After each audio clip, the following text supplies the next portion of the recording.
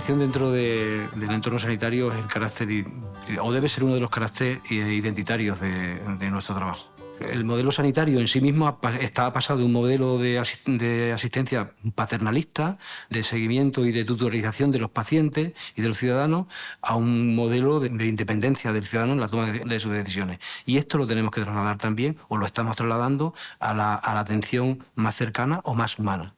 No es solo decirle lo que tiene que hacer y decírselo con cariño, sino ponernos en lugar de la persona que está sufriendo y que necesita ayuda.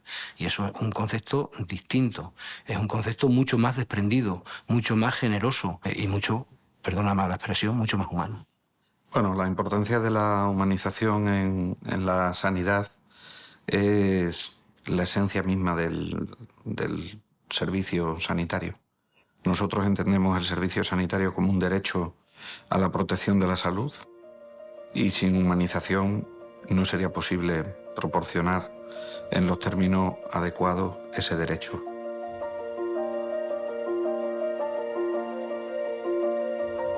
Este proyecto fue una propuesta en el año 2019 de la supervisión de la unidad de tocología de por entonces, pero que, bueno, justo a principios de marzo debutó la pandemia y tuvimos que abandonar. Una vez que la pandemia comienza a aflojar, empezamos a hacer otras cosas, intentar volver a la normalidad. Entonces, retomamos aquel proyecto, aquella propuesta del año 2019, que iba enfocado a la humanización o a teñir la asistencia que se realiza en esa unidad, de humanización en forma de comunicarse por otro canal con los pacientes y acompañantes. Es un proyecto que se fundamenta en establecer un canal de comunicación digital con los pacientes y acompañantes que están en ese momento utilizando el servicio de tocología. Bueno, pues la planta de tocología es una unidad donde confluyen varios tipos de pacientes, por decirlo de alguna manera. Tenemos lo que son las madres puérperas que acaban de dar a luz y el recién nacido también. Entonces, es una planta multidisciplinar, porque en ella pues, participan muchos profesionales sanitarios, tanto en la formación como en el tratamiento, en todo lo que conlleva el proceso de lactancia de la madre y el hijo en esta unidad. La necesidad de que surja este proyecto parte de la base de que la información debe de ser dada de una manera clara y sencilla, y que llegue a todos los usuarios. Los usuarios que tenemos en tocología en esta unidad pues, pueden ser muy diferentes. Y la información tiene que llegar a todos de la misma manera y que la entiendan perfectamente. Han puesto 4 apartados que son lo que más demandan, ¿no? Son las normas de la unidad, cómo registrar a un niño en el registro civil, el tema de la lactancia, los cuidados del bebé, los cuidados posparto de la mujer, ese tipo de cositas. Están todos, cada uno con su QR que metes y lo explica bastante bien.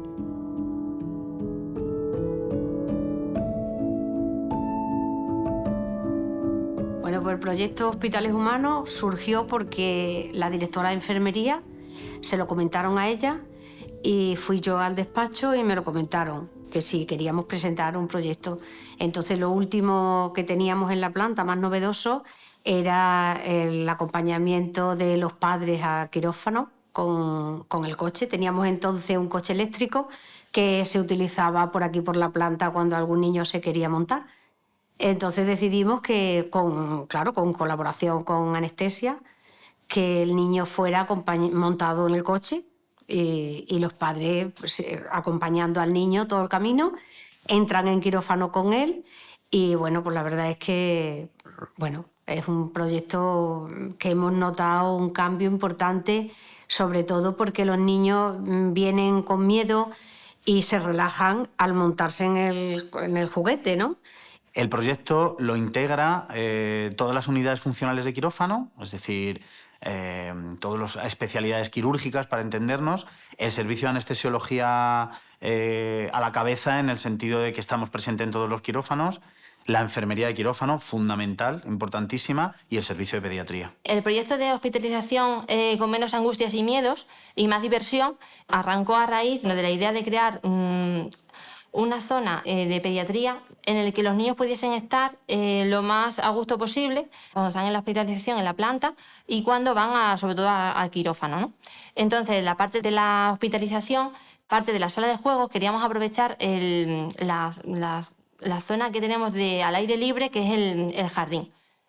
Sí, en un principio nosotros queríamos, sobre todo, que los niños estuvieran en la planta, aunque es una hospitalización de pacientes de muy larga duración, queríamos que aunque fuese durante un periodo corto de tiempo, los niños estuviesen en la planta como si estuviesen en su casa.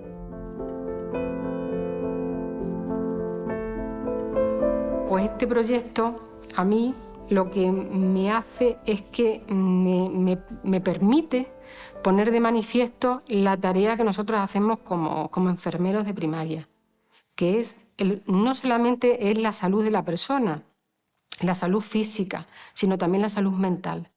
Entonces, bueno, es como hacer un poco más llevadero una patología crónica que tenga una persona con otras actividades en la vida que le enriquecen y que al fin y al cabo el dolor siempre se hace mucho más leve cuando estás practicando cosas que te gustan, que son agradables para ti. Empezamos a trabajar con los usuarios que estaban todos contagiados y mis compañeras se contagiaron prácticamente todas y empezamos a trabajar nosotros desde ese día prácticamente, desde el día 21, que más o menos fue el principio de la pandemia aquí en el centro. Los cuidados, hombre, nosotros, por supuesto, pues de su aseo diario, de sus comidas, de que fuese todo como... Porque en esos días nos cogió los días de la feria aquí en el pueblo. Entonces nosotros con la cocina, en todo, para que tuvieran su menú especial del día de la romería, más o menos para que fuera todo igual que si no hubiera habido COVID. La única diferencia es que ellos se encontraban aislados en sus habitaciones. Nosotros empezamos con las videollamadas porque, claro, sus familiares, nosotros no le pasábamos los teléfonos porque... pues por la manipulación de las manos, como todo, entonces estaba todo tan estricto. Entonces, pues hacíamos videollamadas que las hacía la terapeuta Reyes y hacía videollamadas a la familia, todos los días hacían videollamadas y hablaban con sus familiares. Pues lo cogí y casi que sin darme cuenta. Nosotros, como estábamos aisladas en las habitaciones, nosotros lo que pasaba al lado no nos entrábamos, cada una estábamos en nuestro sitio y además nunca decían qué cansada, ni este está así, ni el otro está así, nada, nunca. Para mí es todo, porque muy buena asistencia, lo mismo del centro de salud, que se portaron estupendamente, lo mismo el médico, que las ATS a cada momento se las tenían que llamar por teléfono, que si tenían que venir.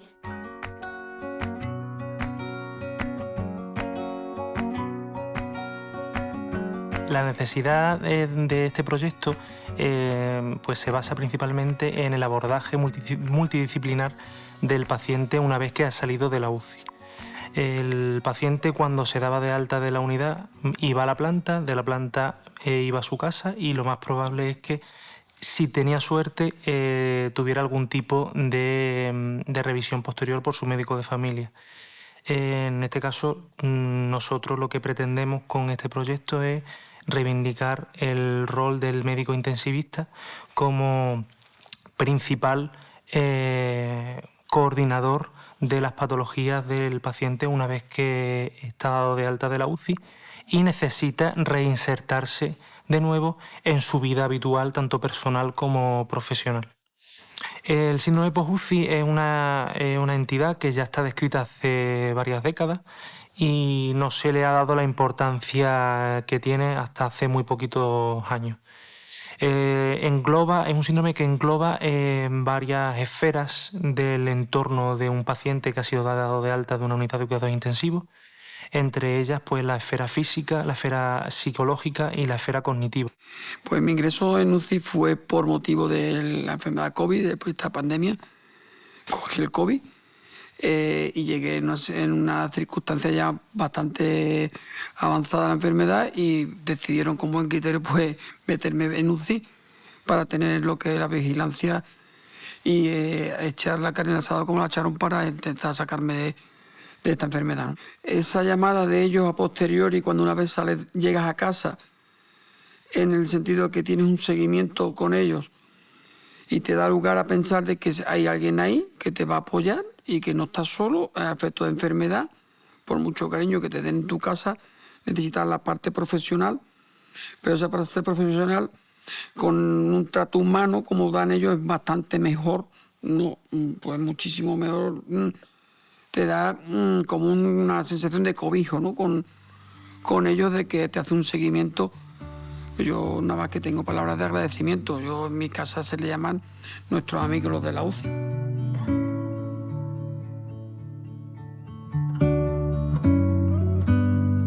La necesidad de este proyecto de matrona surgió de que los cuidados van avanzando, vamos intentando que en el embarazo no solo se involucre la mujer, sino que también se involucre la pareja y que cada vez haya más información y más conocimiento. Entonces nos dimos cuenta que los hospitales pueden ser percibidos como algo hostil, al que normalmente viene la gente por un problema de enfermedad, exceptuando nuestras embarazadas que vienen a uno de los momentos quizás, si no el más importante, de los más importantes de tu vida. Entonces, hace ya mucho tiempo que una compañera y otras compañeras mucho más pensamos que quizás podía venir muy bien acercar ese hospital a la embarazada para que cuando venga en ese momento tan importante, con tantos miedos, se sintiera a gusto, supiera dónde va, lo sintiera como algo más cercano y perdiera un poquito a lo mejor de ese miedo con el que siempre puedes venir a ver qué es lo que va a pasar o cómo va a ser todo. El proyecto empezamos de momento, estamos 2 de las matronas que formamos el área. Porque es verdad que por circunstancias de tipo de personal eran plazas que no estaban ocupadas por una persona fija, entonces a lo mejor te cuesta un poco más. Entonces yo retomé el proyecto que inició una compañera cuando cambié del hospital al centro de salud, es decir, yo he estado durante 14 años trabajando en este hospital, que para mí ha sido una ventaja, porque bueno, yo cuando vengo con las mamás pues ya sé no solo cómo es el hospital, sino cómo se trabaja, ¿no? Al igual que entonces ahora mismo somos 2 centros de salud los que estamos pilotando este proyecto, que lo que pretendemos es que se extienda a toda el área porque hemos visto que funciona, que va bien y que las mamás lo reciben muy bien. Para mí fue muy bonito llegar a un sitio que previamente había conocido. Cuando llegamos todo es muy cercano, toda la gente, que todo el personal sanitario que trabaja allí nos va explicando absolutamente todas las salas, dónde vamos a pasar, para qué sirven todas las salas, el instrumental. Dependiendo de pues cómo esté previsto el parto, a una nos comentaban que iríamos directamente a quirófanos, a otras a las salas de potro, y me trataron genial. Estoy muy agradecida a este hospital.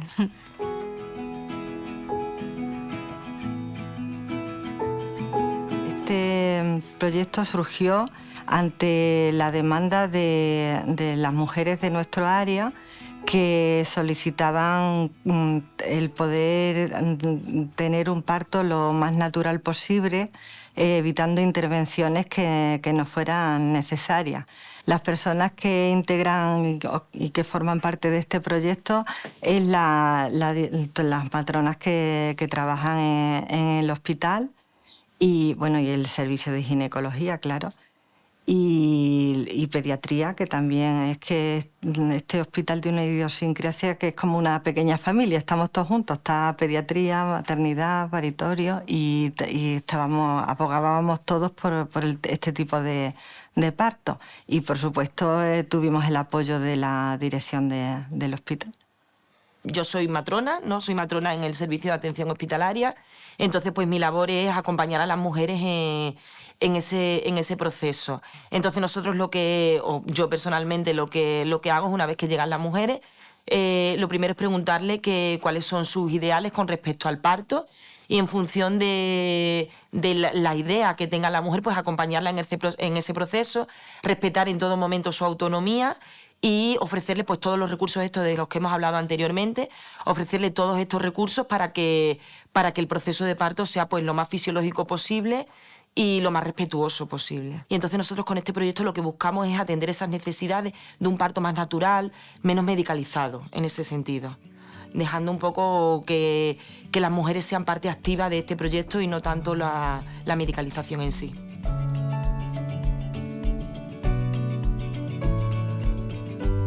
El proyecto es accesibilidad cognitiva en el servicio extremio de salud y, bueno, principalmente intentar hacer accesible el sistema sanitario. La importancia de que el paciente entienda, ¿no?, se desenvuelva bien en el entorno sanitario y pueda realmente decidir, una vez entendida su patología, el tratamiento, las complicaciones que puede tener esa patología.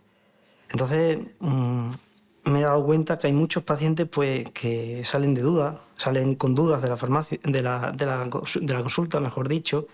Es difícil que ellos comprendan muchas veces qué es lo que le pasa, esa enfermedad, aunque se lo expliquen muchas veces, incluso el tratamiento no lo hacen correctamente. Pues el proyecto lo integramos el Servicio Extremeño de Salud, también el área de salud de Llerena Zafra, y también con la colaboración de Plena Inclusión Extremadura y la Oficina de Accesibilidad Cognitiva de Extremadura. Nuestra labor en el día a día son realizar diferentes actuaciones para facilitar esa información y esa comprensión de los entornos. Por ejemplo, se adaptan documentos médicos o que se tratan con el paciente a lectura fácil para facilitar esa comprensión de lo que está leyendo la persona, que la persona comprenda lo que le está diciendo el médico. Vamos a realizar esos estudios de accesibilidad cognitiva, en este caso un proyecto piloto, para adaptar y que un entorno y un espacio físico, como es el Centro de Salud de Mérida Norte, que es el que se está llevando a cabo, sea comprensible para el mayor número de personas posible y que pueda la persona usar ese edificio, ir a ese edificio con la mayor autonomía posible. Nosotros como residentes del área, tanto de medicina como de enfermería, estamos haciendo un estudio que es observacional, longitudinal y que se va a realizar de forma prospectiva, ¿vale? Entonces se basa en dar una información a unos pacientes con unas capacidades cognitivas especiales. Esa información previamente va a ser tratada en lectura fácil y para ello pues nosotros nos organizamos en diferentes grupos donde pues, bueno, recogemos información médica actualizada y se la pasamos al equipo de OACEX, que es la Oficina de Atención Cognitiva, y ellos lo que hacen es pasar esa información a lectura fácil para luego nosotros dársela a los pacientes y ver si con esa información se ha mejorado su patología respiratoria o no.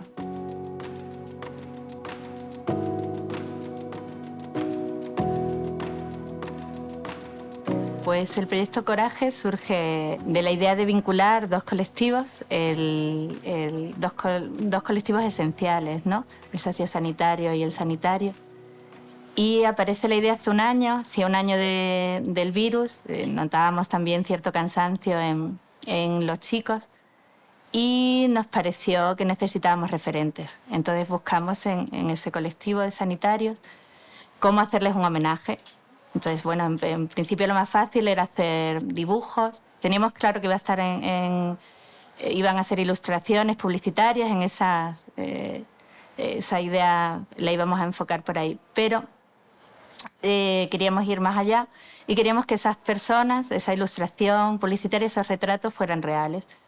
Entonces nos ocurrió pues, contactar con hospitales, con centros de salud, a través de los chicos también que tenían familiares, para conseguir esas fotografías y a partir de ahí empezar a ilustrarles a los sanitarios en su día a día. En este centro ocupacional trabajan 90 personas, son todas personas con discapacidad intelectual.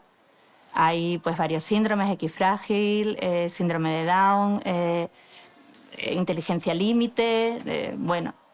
Bueno, yo este proyecto lo conocí después de la pandemia. Yo tengo un paciente que es usuario de aquí de Nova Forma y él me lo contaba. Él me contaba que después del COVID ellos estaban integrándose, querían hacer como un homenaje a los sanitarios, ¿verdad? Que sí, que me lo comentó, que iban a hacer unas láminas, que iban a hacer unas fotografías, que iban a pintar y que él que tiene mucha ilusión, que fue desarrollo. Pues el proyecto Coraje consiste en pedirle a los sanitarios unas fotos. Después que se las pedimos, pues las dibujamos y las coloreamos. Después las cogemos y las pasamos a una exposición en la que está en el Hospital San Pedro de Alcántara. Si siguen mandándonos fotos, pues podemos seguir ayudándole a la gente de la pandemia.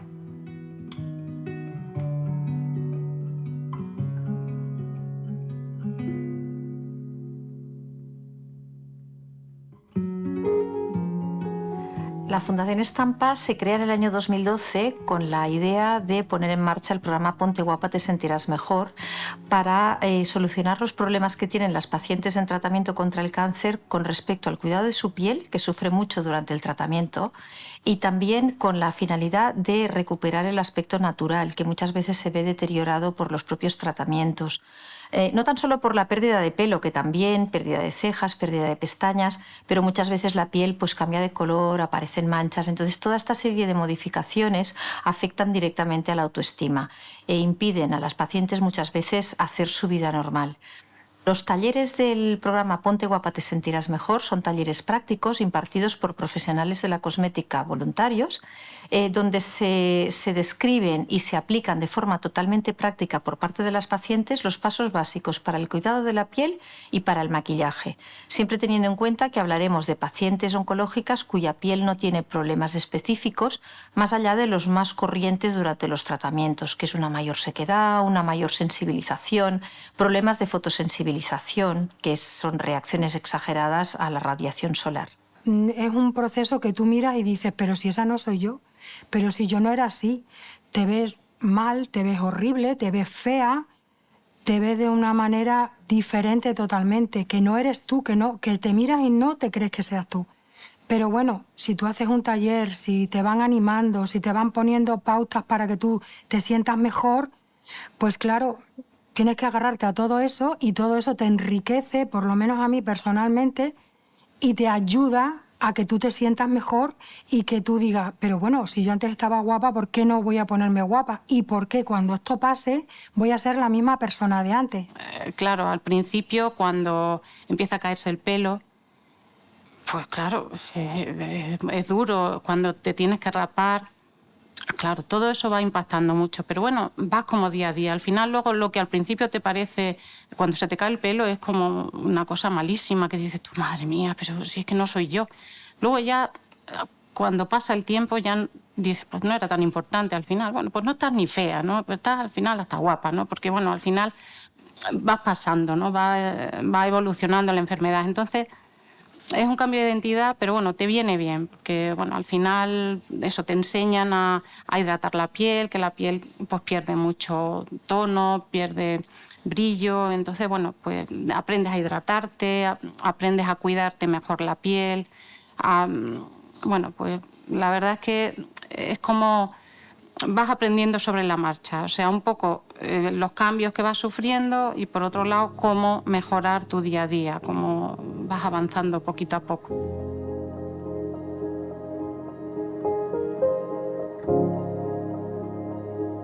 El proyecto Un ingreso a un juguete realmente no surgió como algo planificado ni como un proyecto, surgió porque con el tema de la pandemia en el planta de pediatría no nos sentíamos bien porque habíamos perdido el contacto. No podíamos estar jugando con los niños no podían jugar juntos en la sala de juego, los niños tenían que estar cada uno en su habitación y era muy triste porque no era lo que estábamos acostumbrados. Entonces no tienen sus cosas, su juguete favorito o su osito. Y ya el hecho de que tampoco puedan ir a la sala de juegos porque los juguetes no se podían compartir, no se podía tocar nada, tú tenías que quedarte en tu habitación. Pues empezó dándole un juguete a un niño porque se tenía que ir de traslado a Madrid con sus 4 cosas que había traído. No podía volver la mamá a casa a recoger sus cosas. Y empezó por ahí y luego pensamos, tenemos un montón de juguetes en la sala que nadie los puede disfrutar. ¿Por qué no los llevamos a la habitación? Y la siguiente pregunta fue, una vez que estén en la habitación, no pueden salir de ahí. Entonces no nos daba la sensación de que podíamos garantizar la limpieza de ese juguete y dijimos, pues nada, lo regalamos. Nosotros somos un hospital muy pequeñito, entonces está formado somos 4 pediatras y luego el personal de enfermería, hay una supervisora que es Juana Ibarrios y luego hay 11 enfermeras y 11 TKs, auxiliares de enfermería. La verdad que como somos poquitos también, nos llevamos bien y tenemos muy buena relación. Entonces, bueno, pues tenemos las necesidades, las vamos contando y te cuentan algo y te proponen alguna actividad, pues bueno, colaboramos todos, la verdad. Bueno, pues yo he tenido aquí a Andrea, que es mi hija, ha estado ingresada tanto cuando no había pandemia. Por aquellos entonces sí que la niña iba a una sala donde había un montón de juguetes y pues se lo pasaba súper bien porque, claro, eran un montón de juguetes nuevos para ella, nos estábamos un rato jugando, había también en esos momentos otros niños, bueno, estábamos un poquito allí, un poco de distracción también para todo lo que llevaban del ingreso. Cuando empezó la pandemia, que también estaba ingresada varias veces después, lo que hicieron ya es, desde el hospital, no se podía utilizar esa sala, por lo tanto tuvieron que adaptarlo y el juguete venía a la habitación, nos lo regalaban y la niña estaba jugando pues allí en la habitación con el juguete que le daban. Y la verdad es que es súper bien.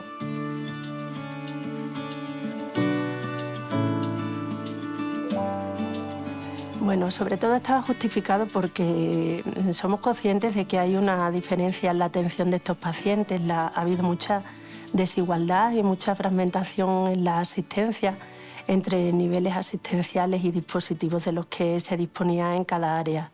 Si tenemos en cuenta que es una enfermedad que no tiene tratamiento curativo y que lo que vamos a hacer es mejorar la calidad de vida del paciente, nuestro objetivo es optimizar la asistencia de esta manera, coordinada, integral e integrada. Pues para nosotros los beneficios yo creo que están a dos niveles. Por un lado, creo que profesionalmente sentimos que hacemos mejor nuestro trabajo, pues porque nos permite ver a los pacientes con más tiempo.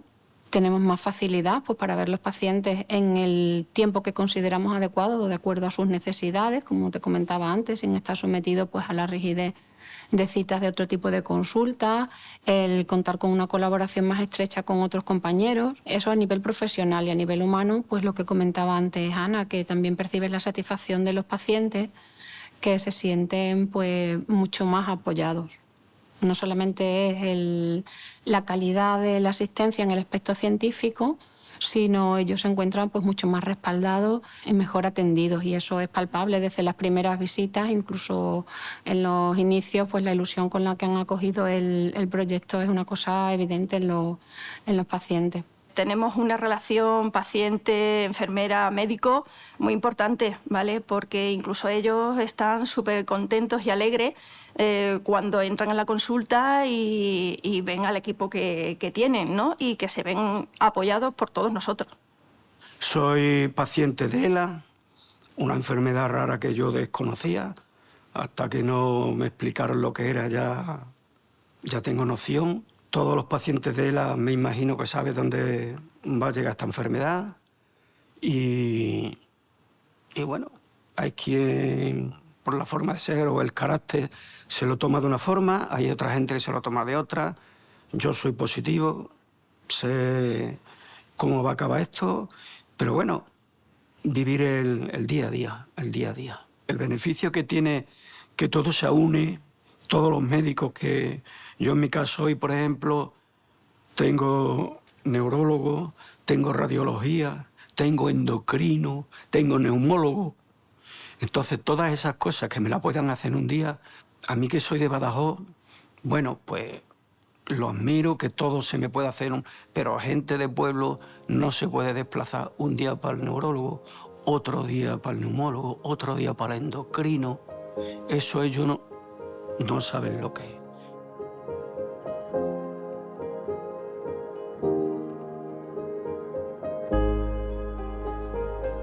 Pues el proyecto surge cuando aparece una pandemia tan desconocida, una enfermedad tan desconocida que nadie sabía cómo se podía tratar ni cómo se podía curar. Lo único que se sabía era que era totalmente muy contagiosa y que los pacientes tenían que estar aislados. Entonces, para que los pacientes no estuvieran tan solos, decidimos hacer un proyecto que lo titulamos Acortando Distancias, y decidimos hacer entrevistas y videollamadas para que los pacientes no estuvieran tanto tiempo solos.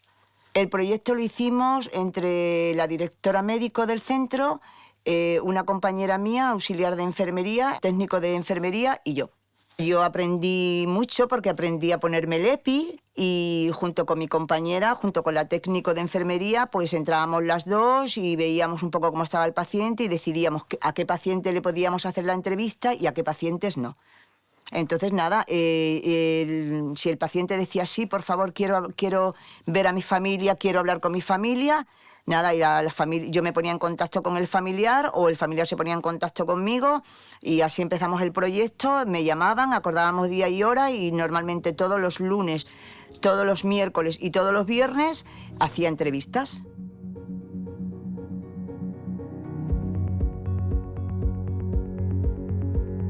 Pues el proyecto es el proyecto de acogida de prequirúrgico. La necesidad que hemos tenido era porque los enfermos, los pacientes programados quirúrgicos ingresaban la tarde anterior a la intervención y de esta manera lo que hacemos es que ingresen el mismo día de la intervención. Evitamos una noche en el hospital y creemos que la acogida es más humana. Pues el proyecto le integran la supervisora de área quirúrgica, la supervisora del quirófano y luego una enfermera y un auxiliar que estarían en sala. De momento solo vamos a abrir en el turno de mañana, de 8 a 3. También hay quirófanos de tarde, pero el quirófano de tarde ya tendría que ingresar en planta.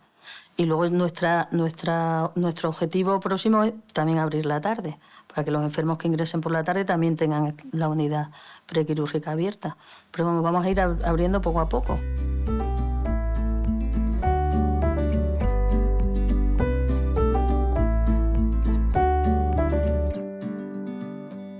Para mí, la humanización es servir. Para mí, la humanización es cuidar. Para mí, la humanización es tener a un paciente en la cama y pensar que es de mi familia. Para mí, la humanización es hacerles sentir a los niños como si estuviesen en casa. Para mí, la humanización es el acompañamiento. Para mí, la humanización es darle cariño. Para mí, la humanización es el ser humano. Para mí, la humanización es todo. Para mí, la humanización es cercanía. Para mí, la humanización es el cariño a las personas. Para mí, la humanización es empoderar. Para mí, la humanización es cercanía y cariño. Pues para mí la humanización es acercarnos a las personas. Para mí la humanización es autonomía. Para mí la humanización es dignidad.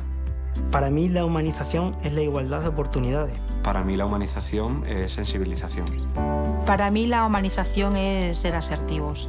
Para mí la humanización es intentar mejorar las cosas. Para mí la humanización es solidaridad. Para mí la humanización es el cuidado añadido al tratamiento. Para mí la humanización es estar presente. Para mí la humanización es conectar. Para mí la humanización es la cercanía y el apoyo que se tiene durante el ingreso en el hospital. Para mí la humanización es tener empatía. Para mí la humanización es el cariño. Para mí la humanización es ponerte en los zapatos de otro. Para mí la humanización es hacer sentir a tus pacientes que te importan. Para mí la humanización es empatía. Pues para mí la humanización es ayuda y sentimiento. Para mí la humanización es acompañar. Para mí la humanización es profesión. Para mí la humanización es confianza.